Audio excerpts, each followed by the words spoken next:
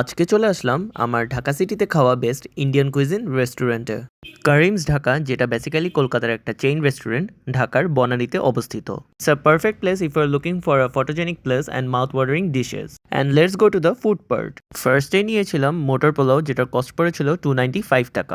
বাসমতি চাল দিয়ে তৈরি করা হয়েছিল এবং কম তেল ছিল। স্যাফরনের অ্যারোমাতে বেশ ভালো লেগেছিল।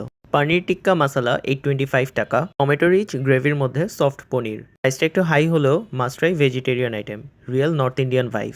কারেন্ট স্পেশাল বাটার চিকেন 875 টাকা। থিক বাটার গ্রেভির মধ্যে চিকেনটা একদম 100তে 100 ছিল।